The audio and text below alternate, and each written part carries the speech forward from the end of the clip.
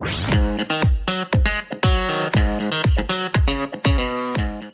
sih Pak penting bagi masyarakat memahami bahwa hak memilih dan dipilih ini merupakan bagian dari hak konstitusional dan juga hak asasi manusia, Pak? Hak politik ini di dalam aturan mainnya, Iya. HAM itu kan sesuatu yang satu paket ya, tidak terpisah-pisah, ya kan? Kita mengenal di dalam HAM itu ada hak sipil, politik, ekonomi, sosial, budaya. Nah, sedangkan pemilu atau hak pilih, hak politik tadi masuk di dalam kelompok hak sipil politik. Menurut Bapak nih Pak, apakah masyarakat saat ini sudah cukup memahami hak-hak politiknya sebagai warga negara? Atau justru masih ada tantangan tersendiri di daerah, Pak? Karena HAM ini berbicara hak secara utuh, jangan sampai hak politik Anda mengkerangkeng hak ekonomi, sosial, budaya Anda untuk 5 tahun.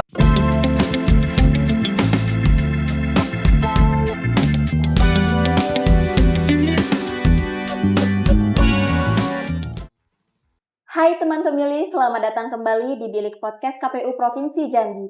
Bincang asik lewat info kepemiluan. Bersama saya Manda selaku host pada episode hari ini yang akan menemani kamu ngobrol seru seputar demokrasi, pemilu, dan kisah inspiratif di baliknya. Teman pemilih, ketika berbicara tentang demokrasi, yang tertuju pada pikiran kita yaitu tentang hari pemungutan suara. Padahal demokrasi tidak hanya berbicara tentang memilih pemimpin saja. Demokrasi juga berbicara bagaimana setiap warga negara memiliki kesempatan yang sama dalam menggunakan hak pilihnya. Sebagaimana pasal 28D ayat 3 Undang-Undang 1945 yang menekankan setiap warga negara berhak memperoleh kesempatan yang sama dalam pemerintahan. Selain itu, berdasarkan pasal 43 Undang-Undang Nomor 39 Tahun 99 tentang hak asasi manusia yang menegaskan bahwa setiap warga negara berhak memilih dan dipilih dalam pemilu berdasarkan persamaan hak. Sebagaimana juga Undang-Undang Nomor 7 Tahun 2017 tentang pemilu, negara menegaskan pentingnya memberikan kesempatan yang setara kepada seluruh warga negara dalam berpartisipasi di pemilu. Nah, pada hari ini saya akan mengupas tuntas dengan tema menjaga kesetaraan dan hak politik warga negara. Tentu saya sudah mengundang narasumber yang sangat luar biasa. Yuk langsung saja kita sambut Kepala Kantor Wilayah Kementerian HAM Jambi, Bapak Sukiman. Selamat datang Bapak di Bilik Podcast KPU Provinsi Jambi. Iya, terima kasih Mbak Manda. Bapak apa kabarnya? Alhamdulillah sehat. Alhamdulillah sehat ya Pak ya. Alhamdulillah sehat. Senang sekali nih bisa ngobrol langsung dengan Bapak di tengah kesibukan Bapak nih. Siap, terima kasih Mbak Pak, Manda. boleh dong teman pemilihnya disapa terlebih dahulu. Baik, pemilih warga Provinsi Jambi yang tercinta, perkenalkan kami dari Kanwil Kementerian HAM Jambi dalam hal ini akan mencoba podcast bareng KPU Provinsi Jambi untuk membahas bagaimana hak politik Anda digunakan dengan baik dan dapat memberikan dampak pembangunan 5 tahun ke depan. Ini pesan kita. Sebelum kita mulai nih Pak, boleh dong ceritain background Bapak nih Pak terlebih dahulu. Oh baik, ya terima kasih ya kalau kami backgroundnya memang dari Kementerian Hukum dan HAM. Kami lebih lama di Kanwil Hukum dan HAM Kepulauan Riau. Oh, Kepulauan Ya, Riau. dari tahun 2006 sampai 2025. Jadi hampir 19 tahun Iya, kami di hampir 20 Kanwil tahun Hukum. ya Pak Iya, ya. siap. Dan ya beberapa posisi ya, nggak jauh-jauh dari terkait HAM, hukum gitu. Jadi masih seputar hukum dan HAM yang kami dalami di Kanwil Hukum dan HAM. Siap. Wah, luar biasa. Berarti Bapak memang udah expert nih Pak untuk kita membahas tema penyetaraan hak ya Pak ya, hak politik masyarakat nih. Nah Pak, sebelum masuk ke dalam pembahasan lebih lanjut, saya ingin memberikan fun fact nih kepada teman pemilih. Teman pemilih, tahukah kamu kalau demokrasi yang inklusif itu tidak hanya diukur dari seberapa banyak pemilih yang datang ke TPS. Namun, demokrasi yang inklusif dilihat dari seberapa banyak masyarakat yang sudah mendapatkan penyetaraan dalam menggunakan hak politiknya, seperti kelompok perempuan, penyandang disabilitas, lansia, hingga kelompok rentan lainnya. Dari sinilah Pak, saya ingin memulai obrolan kita. Baik. Nah Pak, seringkali masyarakat memahami bahwa hak pilih hanya digunakan ketika pemilu saja, aktivitas 5 tahun sekali nih Pak. Padahal hak politik itu merupakan bagian dari hak warga negara yang dijamin oleh konstitusi ya Pak ya, dan juga hak Iya, asasi manusia. betul.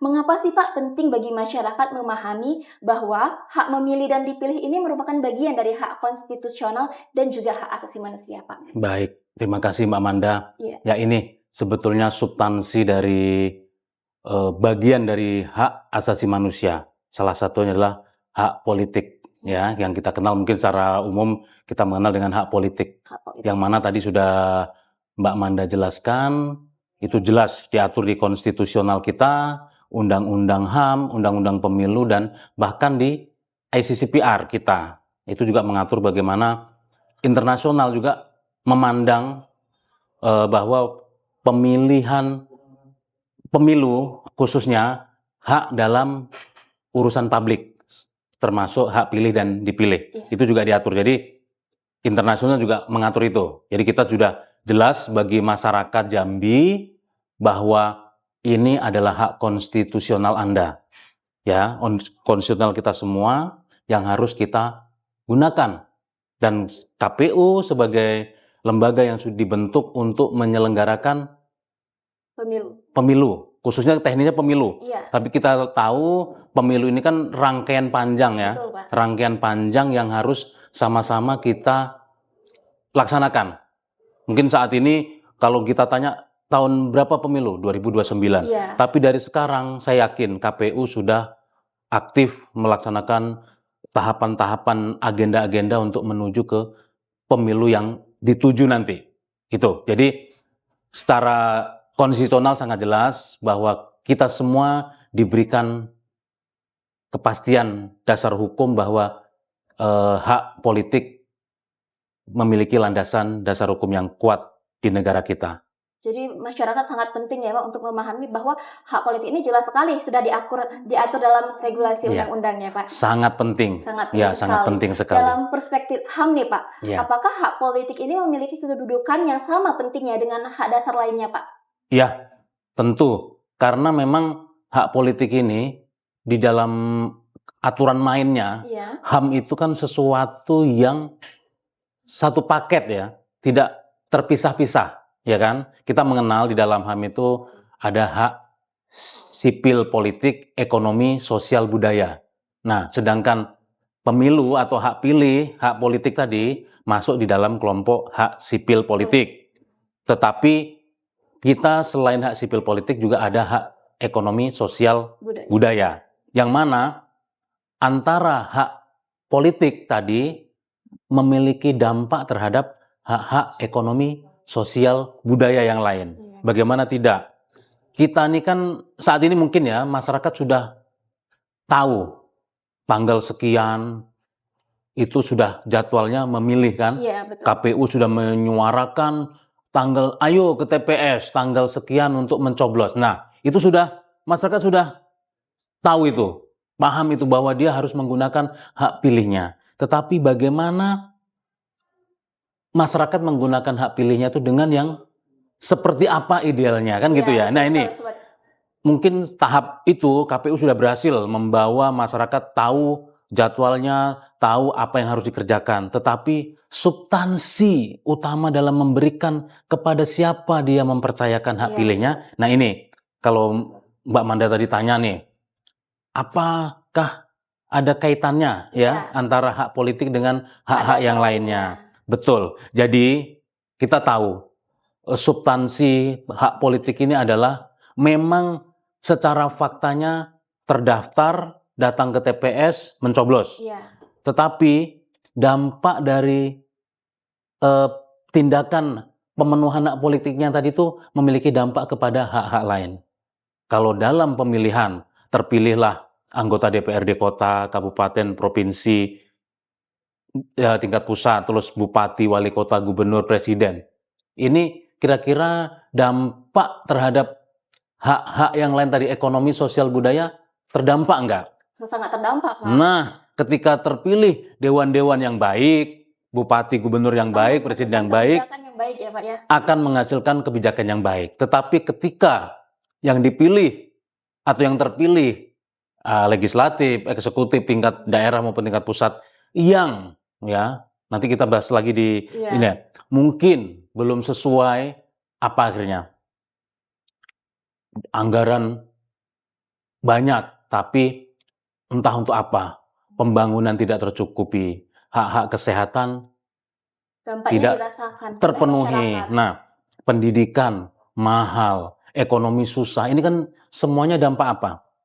Dampak politik. Hak Jadi politik. ketika kita mengatakan bahwa hak politik itu adalah tidak terpisahkan dengan hak-hak lain, nah ini kita akan melihat bagaimana dampak hak politik kita tadi berdampak terhadap hak-hak lainnya. Jadi kayak hak politik itu kayak kunci gudang. Ketika kunci gudangnya kita serahkan kepada orang baik, maka selamat kita, gudang kita. Tetapi ketika kunci kita serahkan ke orang tidak baik, selamat gudang kita dibobol oleh orang-orang yang tidak Sangat amanah atau dalam menjalankan kekuasaan dan kewenangan yang dipunya hasil dari penggunaan hak politik tadi. Nah, itu dia. Jadi kita sudah mulai ini harus memastikan bahwa kita sadar hanya melalui bilik suara itu mereka bisa duduk, bisa berkuasa, bisa menggunakan kewenangan. Apakah kita selama ini sudah memberikan cek yang ada nilai atau cek kosong saja ke mereka untuk duduk mewakili kita dan melaksanakan agenda-agenda itu sesuai dengan kepentingan rakyat atau kepentingan pribadi dan golongan. Nah, ini dia. Jadi pastikan bahwa hak politik punya kaitan dengan hak-hak lainnya. Artinya jadi pemilih harus cerdas ya, Pak ya. Nah, ini Tidak kuncinya. boleh asal memilih saja. Nah, ini yang harus kita dorong bersama-sama. Kementerian HAM melalui Kanwil Jambi bersama KPU, kita mumpung masih ada waktu ini.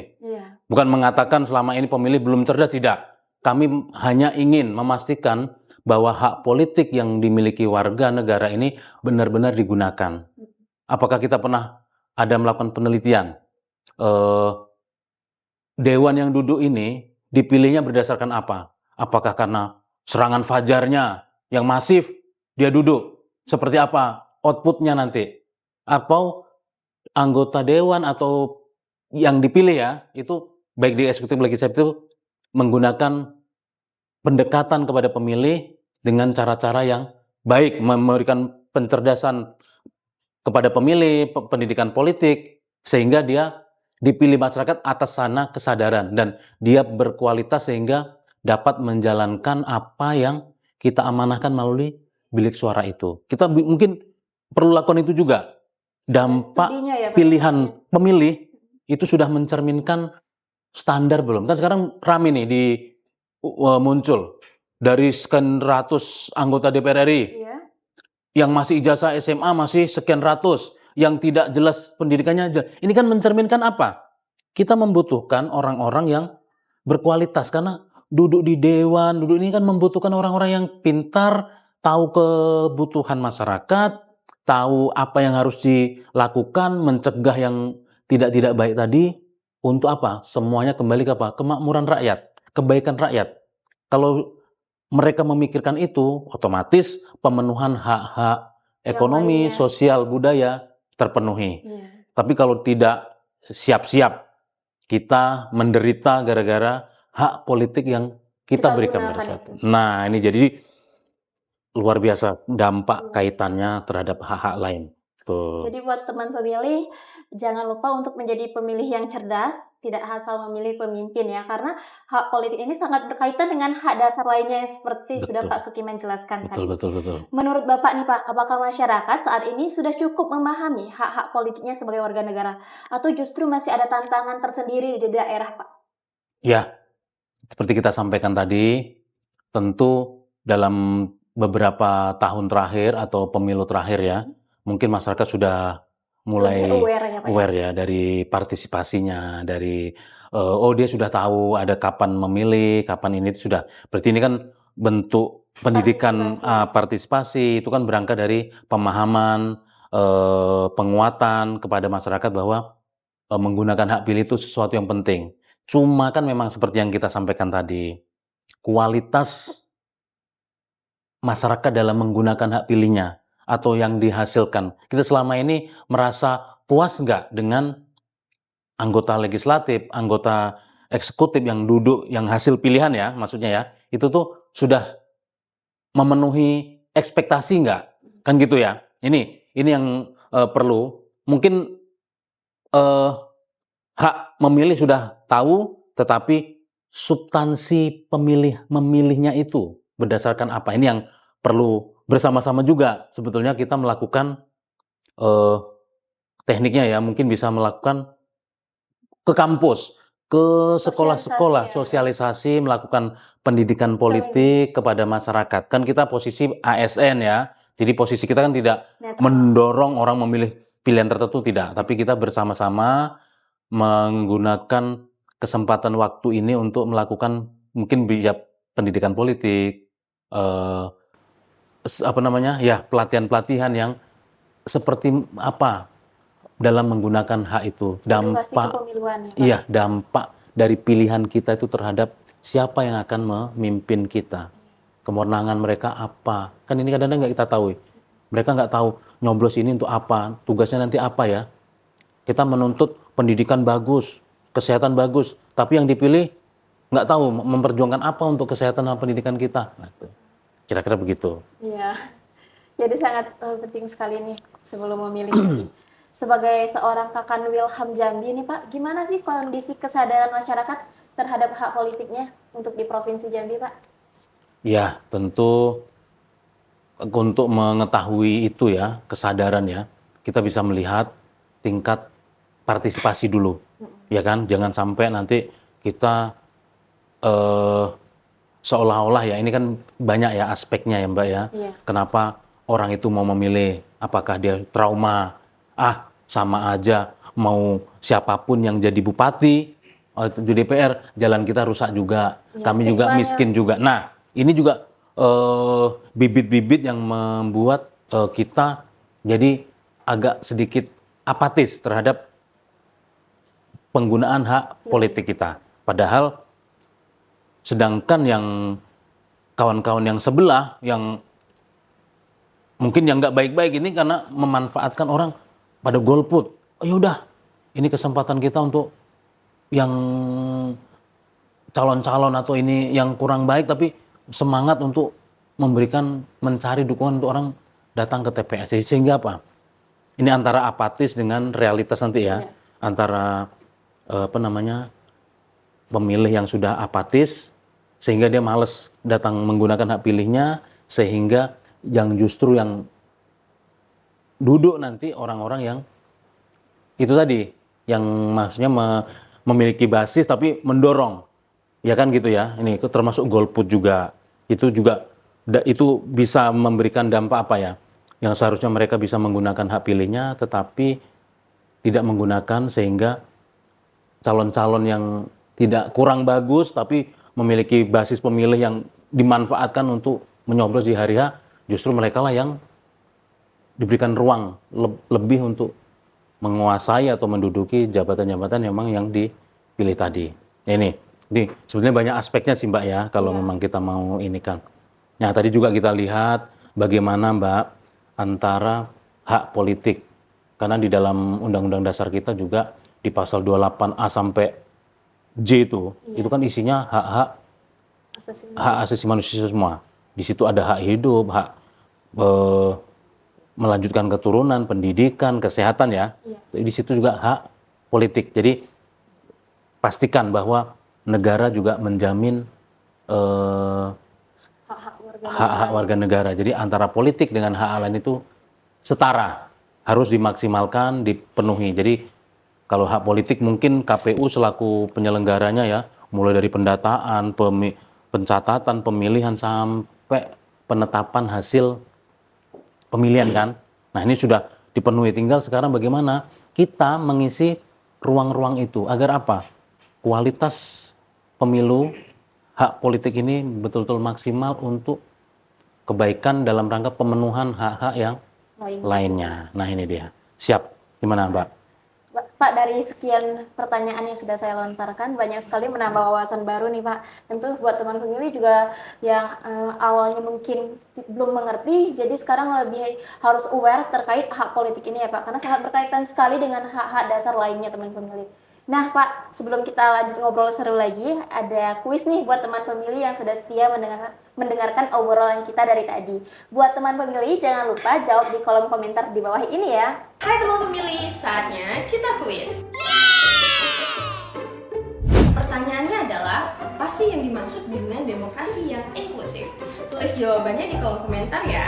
Sampai jumpa di kuis berikutnya. Dadah! Teman pemilih, balik lagi bersama saya, Manda, dan masih bersama Pak Sukiman. Pak, berbicara mengenai hak politik, tentu tidak lepas nih Pak dari prinsip kesetaraan. Karena demokrasi bukan hanya memastikan semua orang memiliki hak yang sama ya Pak ya, tetapi juga memastikan bagaimana semua orang tersebut memiliki kesempatan yang sama dalam menggunakan hak tersebut. Nah, disinilah kelompok rentan menjadi perhatian nih Pak untuk kita. Karena selama ini KPU telah berupaya Pak memastikan seluruh warga negara menggunakan hak pilihnya, seperti tersedianya TPS yang aksesibel untuk penyandang disabilitas, sosialisasi kepada kelompok perempuan, hingga kegiatan lainnya yang menyasar ke kelompok rentan nih Pak. Tapi kita ingin tahu dari perspektif HAM Pak, apakah pemenuhan hak politik tersebut demi meningkatkan partisipasi pemilih cukup diukur dari tersedianya fasilitas yang diselenggarakan melalui KPU, atau masih terdapat nih Pak hambatan lainnya yang sifatnya sosial, budaya, ekonomi, hingga psikologis yang membuat masyarakat merasa belum sepenuhnya dalam kehidupan berdemokrasi? Ya, baik Mbak Manda. Tentu di dalam pemenuhan hak politik ini, kita juga harus jangan lupa bahwa menjamin tidak adanya diskriminasi dalam menggunakan hak pilih. Ya, tentu seperti yang Mbak Manda sampaikan, bahwa kita harus akui bahwa dalam proses pemilihan nanti, itu pasti akan melibatkan seluruh warga negara yang memenuhi persyaratan 17 tahun atau sudah menikah atau sudah memiliki KTP. Ini sudah masuk kategori hak bisa menggunakan hak pilihnya ya.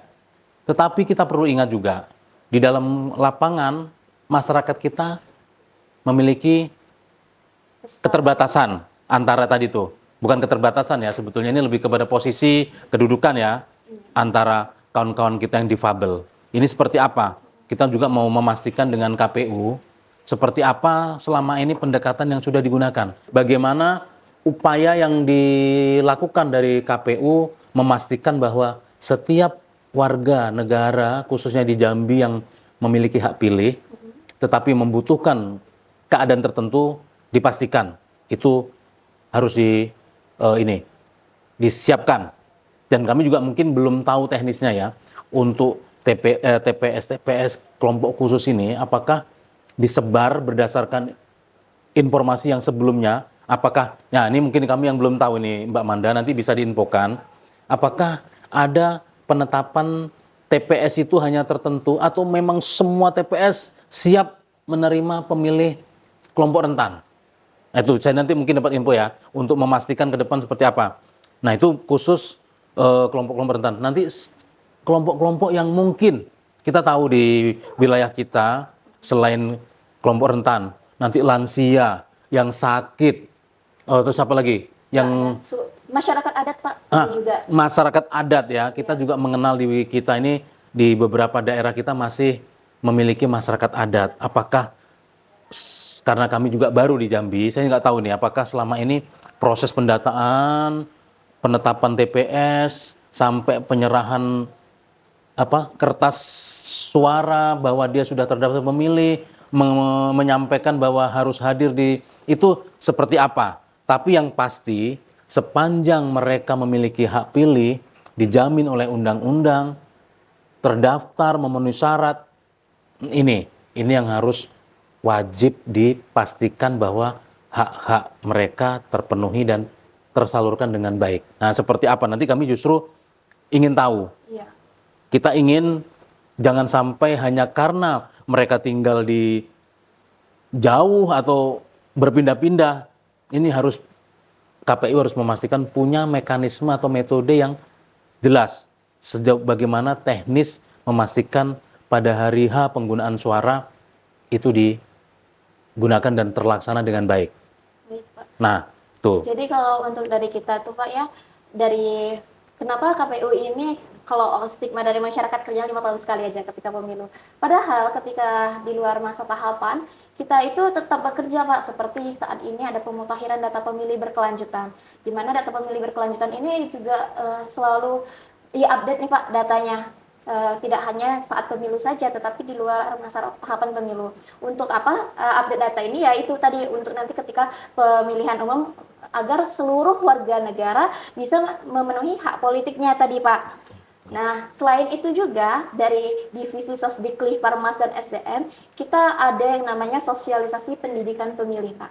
Nah, sosialisasi pendidikan pemilih ini fokusnya ada untuk pemilih pemula, kemudian juga ada kelompok marginal Pak, ada untuk perempuan, dan kelompok rentan lainnya seperti tadi suku anak dalam. Itu kita ada sosialisasi ke sana Pak. Jadi dari KPU sendiri sebelum masa tahapan itu tentunya sudah melakukan upaya-upaya agar masyarakat ketika hari pemungutan suara siapapun yang sudah punya hak politiknya bisa menggunakan. Nah, ini menarik ya. Iya. Menarik sekali ketika kita bahas tentang saudara-saudara kita yang masyarakat adat ya. Iya. Kita sebut masyarakat adat ya, kan ada di sini suku anak dalam atau istilah, saya dapat informasi kemarin ada istilah terbaru. Teman saya waktu kami ke Merangin. Iya. Merangin ya. Merangin itu Sarulang Bangko ya. Bangko. Nah, itu ada istilah lain. Tapi saya salah sebut Iya. Terus ada yang satu lagi yang di daerah Batin itu Talang Mama ya. Suku Talang Mama. Jadi intinya kawan-kawan kita ini selama ini seperti apa responnya atau kepeduliannya. Gitu loh. Mereka ini kan harus perlu mendapatkan informasi. Mereka ini kenal nggak dengan para calon-calon yang akan dipilih. Nah ini Iya, tentu masih banyak ini kalau kita mau gali bagaimana antara pemenuhan hak politik dengan output dari hak penggunaan hak politik ini dalam rangka untuk apa? Ini kan bukan kerja main-main asal yang penting partisipasinya tinggi, terus yang penting sudah dilaksanakan, mereka sudah kita proses, tetapi outputnya siapa yang terpilih dari dapil sana, siapa yang diberikan amanah, ini siapa orang mereka, siapa yang rajin masuk atau tergantung, kan kita nggak tahu ya. Saya mungkin sepertinya ini menarik karena kami juga mungkin nanti Bu Kabid bisa memberikan info hasil rekap hasil itu kalau di dapil yang berbasis masyarakat adat kita ini seperti apa, itu siapa yang dipilih mereka, siapa yang apakah itu tergantung siapa yang rajin turun atau siapa yang bersosialisasi, kan kita belum tahu ini ya. Nah itu jadi mungkin ini menarik. Tapi yang pasti yang kami garis bawahi bagaimana mereka ini sama dengan kita, memiliki hak politik yang sama sehingga mereka dipastikan hak-haknya terpenuhi. Apalagi rangkaian pemilihan ini kan panjang. Bahkan sekarang Pak Komisioner sudah ada yang berangkat ke Bali untuk melakukan pemutahiran. Ini kan berlaku bertahap. Dipastikan apakah saat ini sudah terdaftar semua warga-warga kita yang di kategori masyarakat adat itu sudah terdaftar semua? Kalau untuk itu ada kita namanya COKTAS Pak, pencocokan dan penelitian terbatas yang dilakukan oleh KPU Kabupaten Kota. Nah, KPU Kabupaten Kota itu rutin setiap per triwulan itu untuk melakukan COKTAS ke warga langsung Pak. Jadi otomatis data-data tersebut selalu terperbarui Pak. Boleh. Berarti nanti gini Mbak Manda, untuk memastikan bahwa kelompok masyarakat adat itu sudah terdaftar, terpenuhi, kami boleh nanti di daerah kabupaten mana yang memang masyarakat adatnya sedikit banyak, ya, yang jumlahnya. Kalau nggak salah kami kemarin waktu ke Merangin itu mereka ada 1000-an ya, 1000-an lebih lah, pokoknya kami juga nggak tahu angka pasnya. Itu coba nanti kami boleh main atau ke KPU kabupaten kota kita yang daerah-daerahnya memang memiliki banyak masyarakat adat, kami untuk koordinasi untuk memastikan sejauh mana tahapan upaya kita dalam menjamin hak politik kawan-kawan kita yang di masyarakat adat itu sudah berjalan. Itu mungkin ya, nanti Ya, ini next, bukti ya. kami memastikan hak-hak itu betul-betul berjalan, dilaksanakan dengan baik oleh KPU. Ini amanah konstitusi kepada kita bersama untuk memastikan. Oke, nanti mungkin bisa menjadi Ya, bagian itu dari menjadi kerjasama ya Pak ya, kerjasama kita. ke KPU Kabupaten Kota Siap. nantinya. Nanti kalau apa kendalanya, nanti kalau memang, aduh Pak, mereka ini masih, tentu kan pasti mengalami kendala ya. Iya, betul, Apakah di apa namanya ya, diakomodir melalui kepala apa istilahnya, Suku ya, biasanya. kepala temenggungnya. Kalau di sini temenggung mungkin ya. Apakah melalui temenggung ini bisa mewakili untuk mengkoordinir anggotanya berapa, jumlah di mana, nanti seperti apa polanya, kan kita harus memastikan itu Mbak. Apapun itu sepanjang mereka memenuhi syarat, wajib kita jemput haknya, kita berikan haknya untuk digunakan pada saat harinya Sekali, nanti. Pak, karena Indonesia sangat beragam ya Pak ya, punya berbagai suku dan masyarakat adat yang unik-unik tentunya, Iya, yang menjadi tantangan tersendiri kita untuk bisa memenuhi hak politiknya. ya, betul, betul, betul. Artinya Pak, dari berbagai kelompok yang sudah saya mention tadi, kelompok mana sih Pak yang harus mendapatkan perhatian lebih dalam pemenuhan hak politiknya Pak? Dari adanya kelompok perempuan tadi ya Pak, Iya. lansia, disabilitas, dan Betul. sebagainya. Tentu semua harus mendapatkan perhatian ya. Iya. Kalau yang seperti kita yang normal, cukup dikasih tahu tahun ini pemilih sudah syarat kita lengkap, tuh pasti sudah terdaftar dan sudah datang ke TPS, dan kita cenderung sudah punya pilihan. Oh, untuk DPRD kota ini, untuk kalau bagi yang mereka ini kan itu kita mungkin ya, KPU baru melaksanakan tahapan di level pendataan, memastikan dia ini mendapatkan haknya.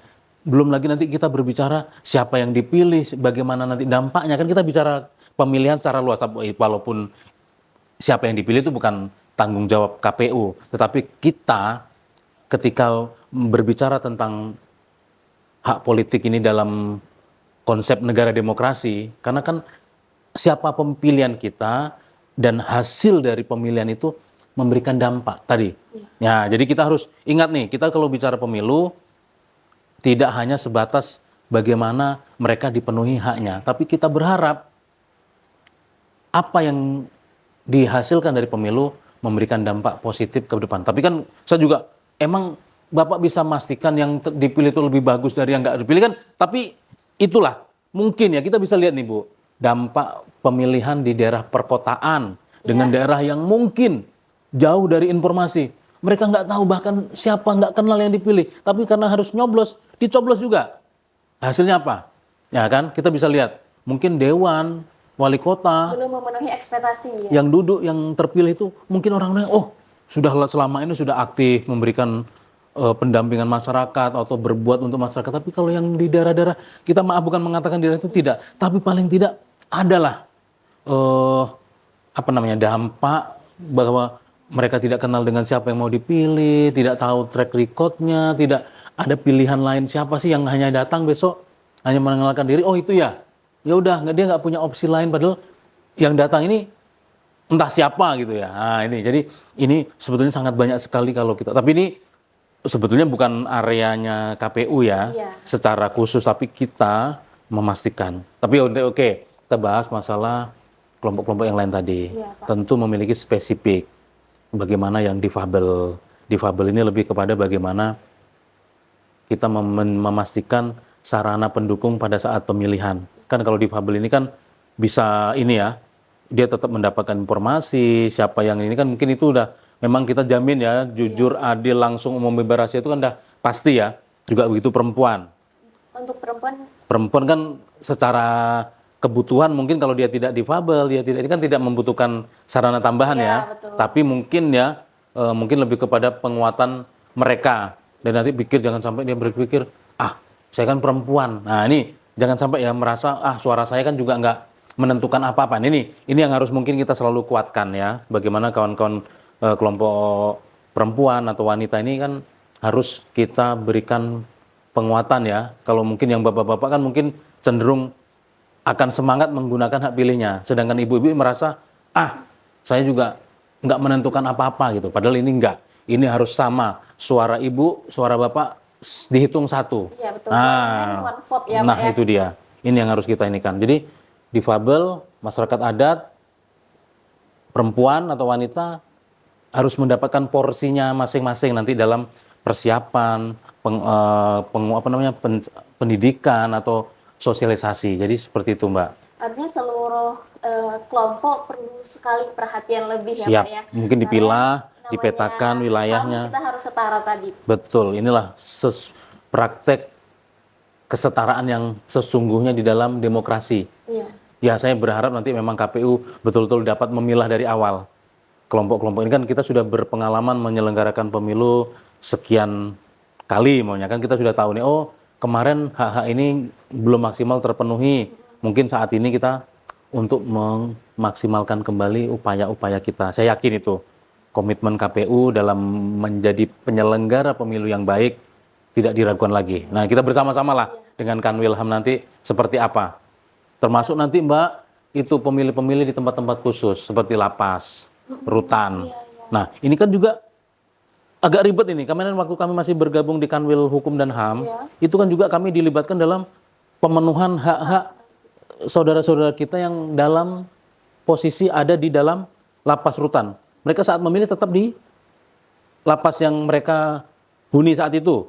Sedangkan mereka kadang ada yang daerah satu kabupaten tertentu tidak memiliki lapas, harus ditempatkan di lapas yang di luar kabupatennya. Otomatis hak pilih dalam menggunakan memilih calon DPRD kotanya, dia tidak bisa Ikut serta. dia hanya mungkin nanti tergantung.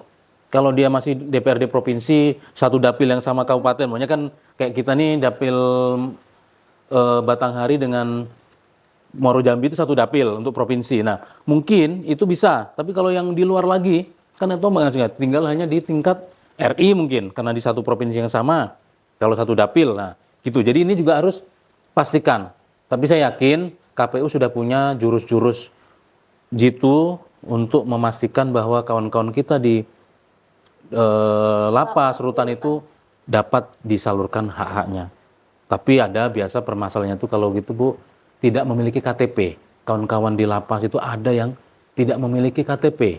Saudara-saudara kita, mungkin Bu Kapi kita lebih tahu apa permasalahan di sana.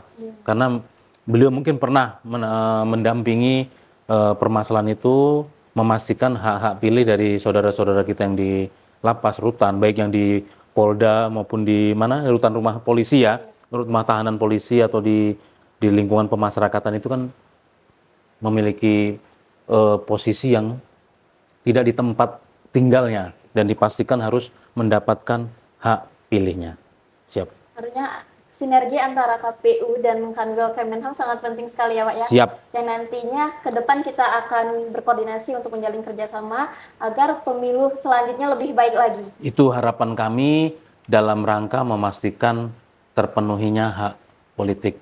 Nanti kalau masalah siapa yang dihasilkan, nah ini kami tadi itu ya, pemikiran kami itu karena HAM ini berbicara hak secara utuh, jangan sampai hak politik Anda mengkerangkeng hak ekonomi sosial budaya Anda untuk 5 tahun. Nah ini dia tadi, jangan sampai salah memberikan kunci kepada orang.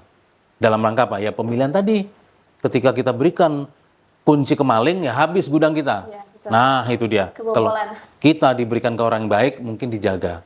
Kita menuntut ekonomi membaik, kebijakan yang lebih pro rakyat, tapi nggak sadar kita milihnya entah siapa-siapa yang nggak sesuai harapan kita. Nah ini kan itu ya yang terjadi ya, tapi saya bukan mengatakan hasil pemilihan ini jelek, tidak, tapi paling tidak itu menjadi pemikiran kita. Makanya kita bisa lakukan studi ketika dapil itu isinya orang-orang terpelajar, mungkin ya orang-orang yang punya pemikiran bagus, mungkin orang-orang yang dipilihnya mungkin bisa ketahuan itu ya, antara penyaluran hak dalam menentukan pilihan itu, masa iya nggak ada bedanya orang yang terpelajar milih dengan yang nggak terpelajar milih itu, masa ya sama aja juga gitu ya, kira-kira itu nanti. Tapi ini tugas di luar KPU lah. Kalau KPU kan pasti nggak sampai ke sana ya. Bersama ya Pak ya. Iya, kita bersama nanti untuk memberikan penguatan. Terakhir nih Pak, ketika pemilu telah usai, tentu tahapan pemilu bukan menjadi fokus masyarakat lagi, Pak. Sebenarnya apa sih, Pak, yang jadi PR kita untuk menjaga hak politik warga negara, dan gimana sih, Pak, Kanwil Kemenham Jambi ini hadir untuk memastikan ruang, kesempatan, dan perlindungan yang setara dalam kehidupan berdemokrasi? Ya, betul Mbak Manda.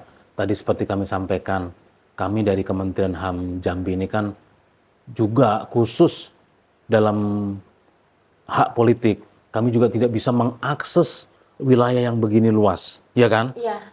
Yakin itu. Kami nggak akan mungkin bisa mendatangi seluruh titik-titik pemilih. Kan ini kalau kita cari titik pemilih, itu kan harus memastikan sampai yang TPS di desa-desa, Iya, seluruh betul, desa. Pak. Seluruhnya Kita dengan sejambi ini punya berapa desa? 1.800 ya kalau nggak salah ya, Jambi ya. Jambi kalau nggak salah ini, desa kelurahan. Tentu dengan jumlah yang banyak itu, dengan kemampuan kami, otomatis kita tidak akan bisa. Nah, tapi ini juga berdampak ya ketika penguatan hanya sampai di kecamatan, ya kan? Kalau KPU mungkin sampai tingkat desa ya, memastikan itu ya. Nah, kalau kami bagaimana untuk menjemput ini yang mungkin perlu kita koordinasikan ya, seperti apa? Nah, inilah memastikan bahwa pemilih ini mendapatkan pencerahan itu sampai yang tingkat terjauh gitu. Ini yang mungkin coba kita upayakan seperti apa teknisnya. Tadi kami pastikan mereka sudah terdaftar, sudah tahu hak pilih, itu sudah langkah maju. Tapi bagaimana menjangkau sampai turun sampai level itu, kami tinggal mungkin ya kalau kami keterbatasan anggaran, mungkin kita bisa menggandeng pihak-pihak yang bisa mengakses ke sana.